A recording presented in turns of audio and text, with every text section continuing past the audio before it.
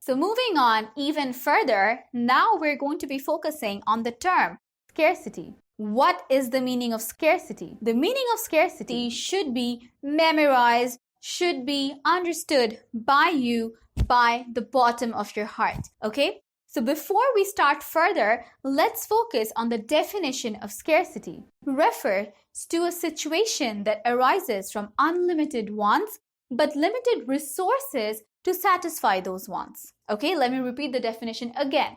A situation that arises from unlimited wants but limited resources to satisfy those wants is known as scarcity. So, I've mentioned the term resources. What is the meaning of the term resources? Resources refer to the physical materials or the money or the finance or any sort of item which helps you to make something. So, say for example, I'm holding a piece of furniture. Look at this table. This table is a piece of furniture. What could be the resources that was required to make this table? The resources could be wood, the laborers, all the cutting machines. All these resources have joined together to make this wooden furniture known as table. So that is how we understand that resources are things or items that help us to achieve or to make something new. Say for example, resources can also be natural. What are the natural resources that we have around us? So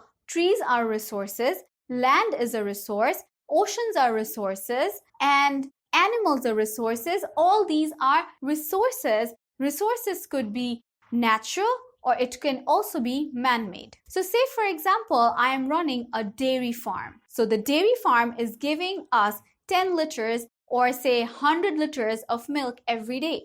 So what is the resource that is helping me to achieve the milk? The resource is the cows, right?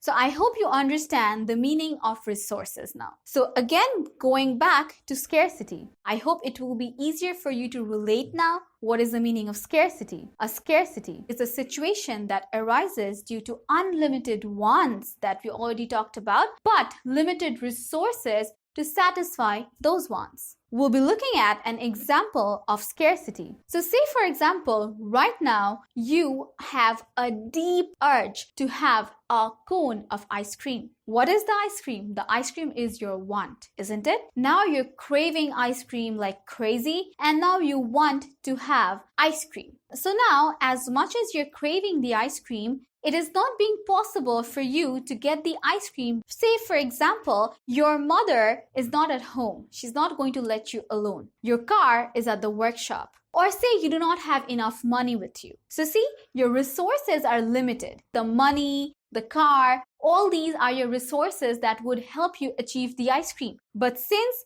right now your resources are limited, you're not being able to get hold of the ice cream. So that is why this is a situation where we can see scarcity occurring. Now let's focus on another example of scarcity. Say, for example, you are now craving or you have very deep urge to meet your favorite celebrity or your favorite football player. Say, let's take the example of the ever so popular Argentina player Messi. You want to get an autograph from him. This is your want right now. What do you want? You want to get an autograph from him. But looking at your current situation, you do not have enough resources to go and get that autograph. Say, for example, you are not being able to afford a plane ticket because you do not have your own income. You do not have enough time. Your exams are coming up. That's why you cannot go and get that autograph from him. Since these resources are limited in number, you're not getting the autograph that you were craving. So again, the situation of scarcity has arisen. What has happened? You are wanting something or you want something, but your unlimited want is not being able to be satisfied due to the limited resources that you have. You have limited money, you have limited time. That's why your want is not being satisfied. Hence, scarcity can be seen again in this situation. So now let's consider the example of scarcity to another situation.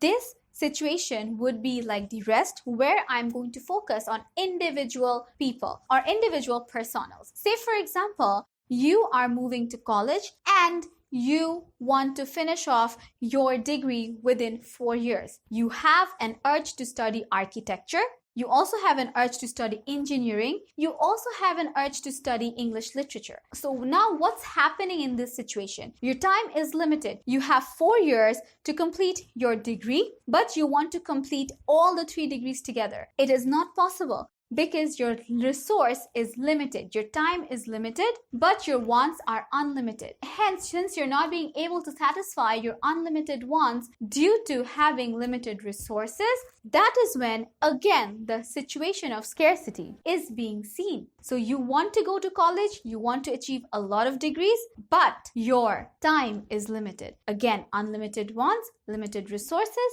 causing scarcity. So far, we've talked about scarcity on an individual level. Now, taking this further, we're going to be talking about the fundamental topic of this chapter, known as the basic economic problem that we can derive from needs, wants, and scarcity. So now we're almost towards the end of our chapter, but the end is the most important. So we're going to combine all our knowledge on needs, wants, scarcity, and everything and focus on the fundamentals of this chapter, known as the basic economic problem.